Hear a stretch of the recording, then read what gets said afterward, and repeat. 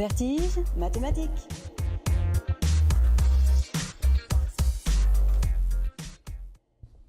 Bonsoir à tous. Alors dans la continuité de ma dernière chronique, je vais être encore un peu énervé du traitement médiatique des mathématiques. L'idée de cette chronique m'est venue peu avant le 8 mars, avec cette phrase que vous avez tous entendue. Le PSG a 100% de chance de se qualifier. Eh bien non, bien sûr que non. Le PSG n'a pas 100% de chance de se qualifier, sinon pourquoi jouer le match ? Pourquoi nous faire croire que tout est joué d'avance ? La seule phrase pertinente dans ce contexte était 100% des équipes qui ont mené comme le PSG menait à ce moment-là se sont qualifiées, c'est tout. J'étais donc en colère et j'ai décidé de vous parler de probabilité, c'est-à-dire de mathématiques liées aux événements aléatoires, tout ce qui touche au hasard. Vous verrez que nous avons bien souvent une très mauvaise compréhension des phénomènes aléatoires. Alors commençons par le plus simple d'entre eux, le lancer d'une pièce à pile ou face.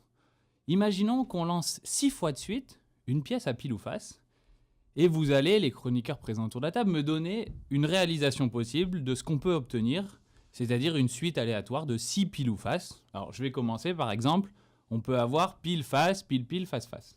Est-ce que Alice, tu peux nous donner une autre réalisation ? Pile face, pile face, pile face. Est-ce que Barbara, tu peux nous en donner une autre ? Pile face, pile. Lucie, une dernière ? Face. Ah, bien joué. Alors effectivement, je voulais voir si beaucoup d'entre vous donnent plusieurs fois à la suite le même côté de la pièce. Effectivement, on entend assez rarement plus de 3 piles ou 3 faces de suite dans les différentes réponses. Et en fait, si vous faites l'expérience avec une pièce, savez-vous quelle est la probabilité d'obtenir au moins 3 fois de suite le même côté de la pièce ? Souvent, on pense que c'est un événement assez rare. En fait, non, 60% des cas, si vous lancez 6 fois de suite une pièce, vous aurez à un moment donné 3 fois de suite le même côté de la pièce qui va se retourner. Un deuxième problème bien connu dans le même genre est celui des anniversaires.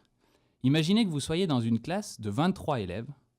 À votre avis, quelle est la probabilité que 2 élèves aient la même date de naissance ? On ne compte pas les années, juste 365 dates de naissance possibles. Alors, je ne vais pas faire durer le suspense, la réponse est bien plus élevée que ce que beaucoup de gens pensent. Elle est de 51%. C'est-à-dire que dans une classe de 23 élèves, vous avez plus d'une chance sur 2 que 2 élèves aient la même date de naissance. Et cette probabilité monte à 90% dans un groupe de 40 personnes. Imaginez n'importe quelle promotion d'université de 35-40 élèves en TD, eh bien vous pourrez leur parier que 2 d'entre eux ont la même date, et à 90% des cas, vous aurez juste. Alors vous voyez, les pile ou face, les anniversaires, ce ne sont que 2 exemples pour essayer de vous convaincre que la plupart des gens appréhendent très mal la notion de hasard. En vérité, ils confondent souvent le hasard et la régularité. Ils pensent que le hasard fait bien les choses, ce qui est totalement faux. Le hasard aime bien les irrégularités et les phénomènes rares, en fait. Un autre exemple d'incompréhension statistique. Si vous prenez l'avion, disons qu'il y a, le chiffre n'est pas précis, une chance sur 100 000 qu'un passager porte une veste explosive. Du coup, il y a une chance sur 10 milliards, c'est-à-dire 100 000 fois 100 000, que 2 passagers portent une telle veste. Donc c'est simple, pour diminuer vos chances de faire le trajet avec un tel passager, portez vous-même un gilet explosif. Vous allez me dire, bon, peut-être que ce ne sont que des sujets pas très importants, pourquoi pas. Alors écoutez bien l'histoire suivante, bien plus grave et bien réelle. En 1996, une Anglaise, Sally Clark, a donné naissance à 2 enfants. Enfin, un en 96, un en 97, à quelques 10-12 mois d'écart.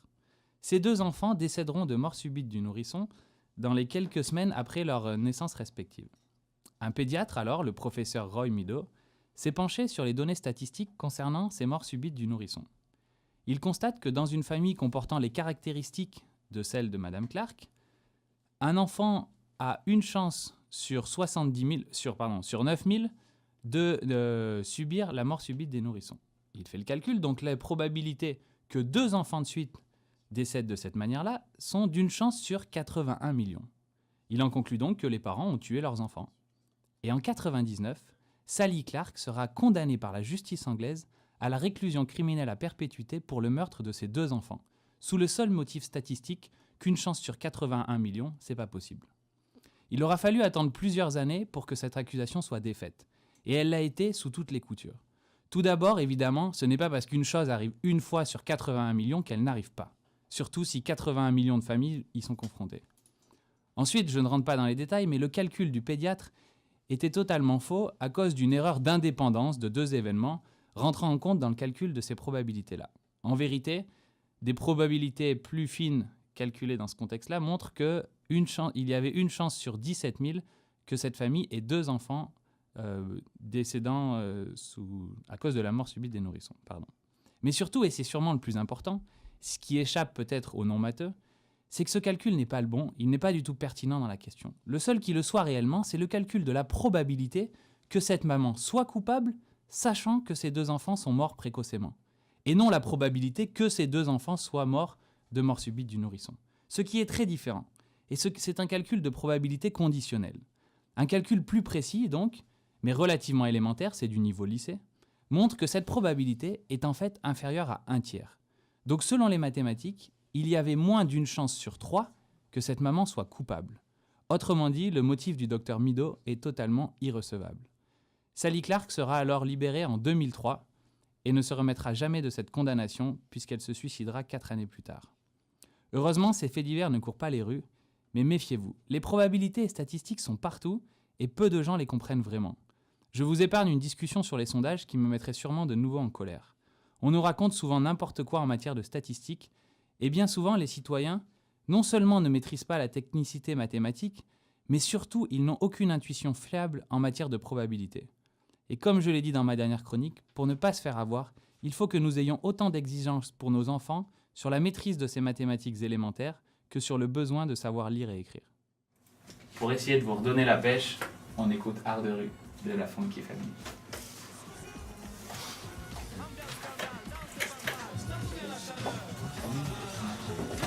Ouais, cool. Putain, c'est vachement bien.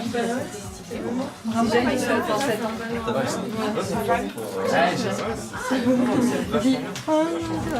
En fait, ça fait. Alors, Ça a mieux marché la dernière. Maintenant, j'essaie de choper tous les trucs qui m'énervent dans l'actu.